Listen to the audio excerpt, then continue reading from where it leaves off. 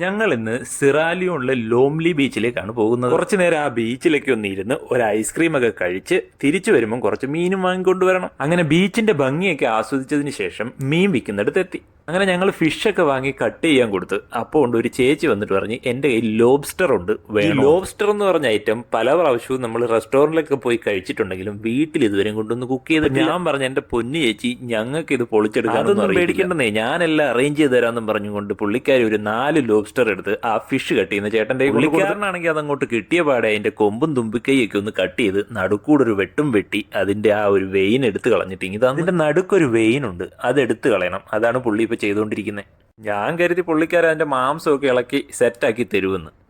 ദാ ഇങ്ങനെ കട്ട് ചെയ്തിട്ട് പറഞ്ഞു വീട്ടിൽ കൊണ്ടു ചെന്ന് മാംസം ഇളക്കി എടുത്താൽ മതി, വളരെ എളുപ്പമാണ്. ആ വീട്ടിൽ കൊണ്ടു ചെന്ന് പൊണ്ടാട്ടിയുടെ കൊടുക്കാമെന്ന് കരുതി രണ്ടും കൽപ്പിച്ച് ഞങ്ങളിഞ്ഞ് വാങ്ങി. ഇതധികം വലിപ്പമില്ലാത്ത ലോബ്സ്റ്റർ ആയിരുന്നു. അങ്ങനെ വീട്ടിൽ കൊണ്ടുവന്ന് പൊണ്ടാട്ടിയുടെ കൊടുത്തപ്പോൾ ദേ പൊണ്ടാട്ടി കൈമലത്തി.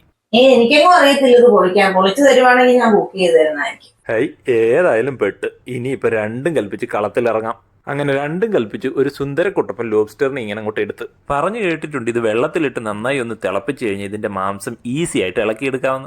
നമ്മുടെ ആ മീൻ വെട്ടിയ ചേട്ടൻ പറഞ്ഞ് തിളപ്പിക്കൊന്നും വേണ്ട, ഈസി ആയിട്ട് ഇളക്കിയെടുക്കാവുന്ന. ഏതായാലും ഞാൻ തിളപ്പിക്കാതെ ഇത് ഇളക്കിയെടുക്കാൻ പറ്റുമെന്നൊന്ന് ട്രൈ ചെയ്ത് നോക്കട്ടെ.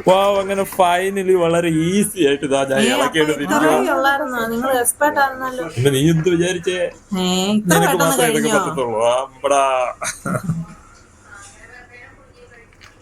പിന്നെ നടുക്കുള്ള വെയിൻ അവർ ഓൾറെഡി എടുത്തു കളഞ്ഞായിരുന്നു.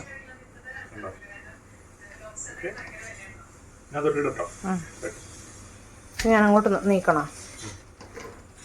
ഏതായാലും സംഭവം നമ്മൾ വിചാരിച്ചതിനേക്കാൾ വളരെ എളുപ്പമായിരുന്നു കാര്യങ്ങൾ. ഇതിന്റെ പുറത്ത് മുള്ളുപോലൊരു സാധനം ഉണ്ട്, അത് കൈ കൊള്ളാതിരിക്കാൻ നോക്കണം. ഇതിന്റെ മാംസം നല്ല അടിപൊളി സോഫ്റ്റ് ആണ്. അങ്ങനെ ഇതെല്ലാം പൊളിച്ചതിന് ശേഷം ഒന്ന് നന്നായി കഴുകി ചെറിയ പീസുകളായി മുറിച്ചെടുക്കണം.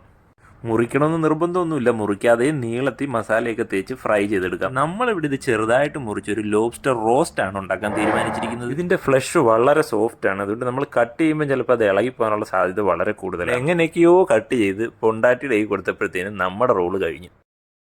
പൊണ്ടാട്ടി അതിലേക്ക് കുറച്ച് കുരുമുളകും ഇച്ചിരി മുളക് പൊടിയും കൂടി ഇട്ട് നന്നായിട്ട് മിക്സ് ചെയ്തൊന്ന് റെസ്റ്റ് ചെയ്യാൻ വെച്ചെടുത്ത് കടുക് പൊട്ടിച്ച് അതിലേക്ക് കുറച്ച് സവാള, വെളുത്തുള്ളി, ഇഞ്ചി, തക്കാളി, പച്ചമുളക് എല്ലാം കൂടി ഇട്ടൊന്ന് നന്നായി വഴറ്റിയെടുത്ത് ഇതെല്ലാം കൂടി ഒന്ന് വഴണ്ടു വന്നപ്പോഴത്തേനും ഒരു 1/4 ടേബിൾ സ്പൂൺ മഞ്ഞൾപ്പൊടി, 1 ടേബിൾ സ്പൂൺ മുളക് പൊടി, 1/2 ടേബിൾ സ്പൂൺ മല്ലിപ്പൊടി, പിന്നെ ഒരു 1/2 ടേബിൾ സ്പൂൺ ഗരം മസാലയും കൂടി ചേർത്ത് നന്നായി മിക്സ് ചെയ്തെടുക്കുക. അതിനുശേഷം അതിലേക്ക് നേരത്തെ കട്ട് ചെയ്ത് വെച്ചിരുന്ന ലോബ്സ്റ്ററും കൂടി ചേർത്ത് നന്നായി മിക്സ് ചെയ്ത് ഒന്ന് മൂടി വെക്കുക. ലോബ്സ്റ്റർ വേവാൻ അധിക നേരം എടുക്കത്തില്ല കേട്ടോ, പെട്ടെന്ന് വേവും.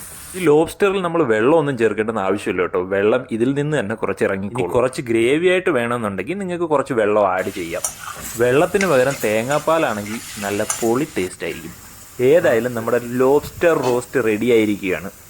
ഇത് ഇത്തിരി ഉണ്ടെങ്കിൽ ചോറിൻ്റെ കൂടെ മറ്റൊരു കറിയുടെ ആവശ്യമില്ല. അപ്പോഴേ ഈ വീഡിയോ ഇഷ്ടപ്പെടുന്നവർ ലൈക്ക് ചെയ്യാൻ മറക്കല്ലേ. പുതിയൊരു ആഫ്രിക്കൻ വിശേഷവുമായി വീണ്ടും കാണാം.